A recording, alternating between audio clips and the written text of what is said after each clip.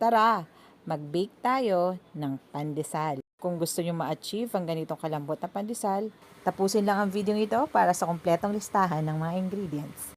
Ang gagawin po nating method para sa recipe ito ay straight dough method, na kung saan sa isang bowl, ilalagay lang po natin lahat ng ating mga ingredients, puwera lang po sa butter.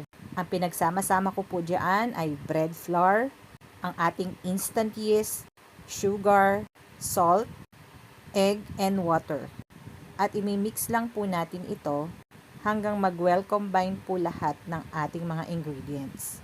Dahil hindi po pare-parehas ang quality ng flour, inuunti-unti lang po natin ng water. Dito po sa ating recipe, mamanuhin lang po natin ang pagmamasa ng ating dough.